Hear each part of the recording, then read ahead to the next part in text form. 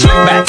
No, slick back. That's what I said. Slick back. No, nigga, I'm a pimp named Slick Back. Pimp named Slick Back. Pimp named Slick back. Nigga, are you deaf? I'm a pimp named Slick. Assalamualaikum warahmatullahi wabarakatuh. Di sini saya akan membacakan judul makalah saya, Pendidikan Anak Terbelakang Mental, Anak Berbakat, Daerah Terpencil, dan Keluarga Miskin. Yang pertama adalah latar belakang. Anak berkebutuhan khusus atau ABK mempunyai hak untuk memperoleh pendidikan yang sama dengan anak normal. Hal tersebut telah dinyatakan dalam Undang-Undang Sistem Pendidikan Nasional Pasal 5 tentang hak dan kewajiban warga negara, bahwa setiap warga negara Indonesia berhak mendapatkan kesempatan meningkatkan pendidikan sepanjang hayat, termasuk anak berkebutuhan khusus atau ABK. Kerangka aksi mengenai pendidikan berkebutuhan khusus mengakui prinsip bahwa sekolah seyogyanya mengakomodasi semua anak tanpa memandang kondisi fisik, intelektual, sosial, emosi, ataupun kondisi-kondisi lainnya. Ini seyogyanya mencakup anak cacat dan anak berbakat, anak jalanan dan anak-anak kaum buruh, anak dari penduduk pencil, anak dari keluarga miskin, pengembara, anak dari kelompok masyarakat minoritas secara linguistik, etik, ataupun budaya. Di makalah tersebut, saya membuat dua rumusan masalah. Yang pertama adalah faktor-faktor apa sajakah yang menyebabkan ABK dan anak berbakat yang miskin di pedesaan tidak mendapat akses pendidikan. Lalu yang kedua, bagaimanakah solusi pendidikan yang efektif bagi ABK yang miskin di desa terpencil? 1. Faktor-faktor apa sajakah yang menyebabkan ABK dan anak berbakat yang miskin di pedesaan tidak mendapat akses pendidikan? Yang pertama adalah biaya pendidikan. Penduduk daerah terpencil biasanya telah membiasakan anak mereka untuk bekerja sejak usia dini untuk membantu pekerjaan orang tuanya. Hal ini dikarenakan keterbatasan materi yang mereka miliki, atau dengan kata lain karena perekonomian keluarga di daerah yang sangat terbatas. Yang kedua adalah kurikulum yang tidak sesuai. Sekarang ini banyak sekolah yang mulai menerapkan kurikulum baru, yaitu kurikulum 2013. Namun, beberapa sekolah terpencil yang masih menerapkan kurikulum KTSP saja masih terdapat ketidaksesuaian dengan mekanisme dan proses yang distandarkan.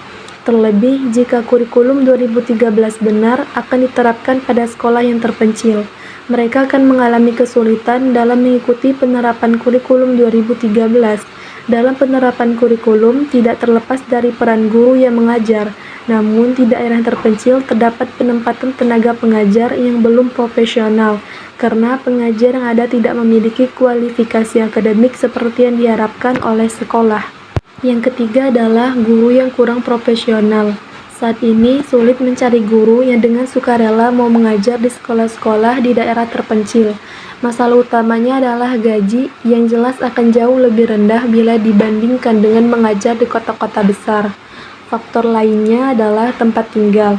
Untuk mengajar di daerah terpencil, guru harus berangkat pagi-pagi dari rumahnya, atau cara terbaik adalah tinggal di daerah itu juga. Selanjutnya, yang kedua adalah bagaimanakah solusi pendidikan yang efektif bagi ABK yang miskin di desa terpencil. Yang pertama adalah pendidikan harus dijadikan prioritas dalam pembangunan negara. Pendidikan harus dijadikan prioritas dalam negara, karena dengan pendidikan akan meningkatkan kualitas sumber daya manusia. Apabila manusia yang ada memiliki intelektual tinggi, mereka akan mudah bersaing dalam persaingan global. Yang kedua adalah kesadaran masyarakat. Masyarakat dapat berperan serta dalam memperbaiki fasilitas yang ada agar di daerah terpencil tetap memiliki fasilitas yang layak, sehingga siswa merasa nyaman dalam proses belajar mengajar. Walaupun dengan biaya yang minim, masyarakat dapat bergotong royong untuk memperbaiki fasilitas agar lebih baik. Yang terakhir adalah memiliki sistem administrasi dan birokrasi yang baik dan tidak berbelit-belit. Sistem administrasi dan birokrasi yang baik dan tidak berbelit-belit yaitu anggaran yang transparan dan biaya yang tidak membebankan bagi masyarakat menengah ke bawah.